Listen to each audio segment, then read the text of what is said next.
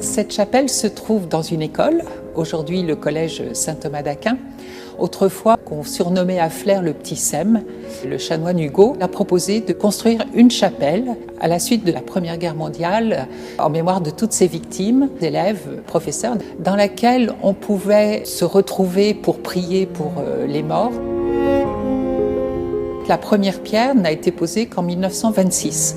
C'est l'architecte diocésain, Pignard, qui a établi les plans. Elle a été finalement consacrée en 1932. C'est une architecture de béton armé, donc qui permet de construire très vite, et puis qui procédait aussi d'un coût minime.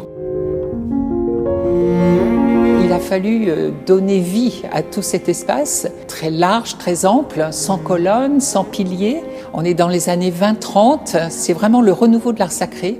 Et du coup, le chanoine Robveil a fait appel à des artistes qui sont dans cette mouvance. Louis Barillet et Émile-Marie Baume. La chapelle est dédiée à l'Immaculée Conception. Elle a une dominante bleue qui est la couleur symbolique de la Vierge, mais c'est aussi la couleur symbolique des soldats de la Première Guerre qui portaient des uniformes bleu horizon. Tout le décor incite les fidèles à venir dire leurs prières, accompagnés des saints, puisque c'est la montée vers le chœur, jusqu'à la Vierge qui intercède en fait en faveur de tous ces morts auprès de son Fils. Au fil des ans, la chapelle a subi le temps. Plusieurs réparations ont eu lieu au niveau de la toiture, entre autres, au niveau de l'orgue aussi, qui a été restauré en 2018, mais il reste encore beaucoup de choses à faire.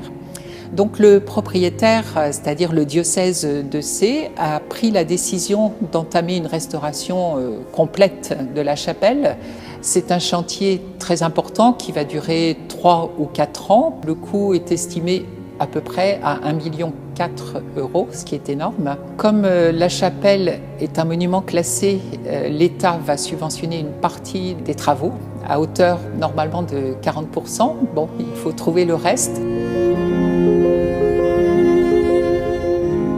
C'est une chapelle extraordinaire qui est unique par son décor, par son histoire aussi. Nous espérons que vous pourrez nous aider pour arriver au bout de tous ces travaux relativement vite.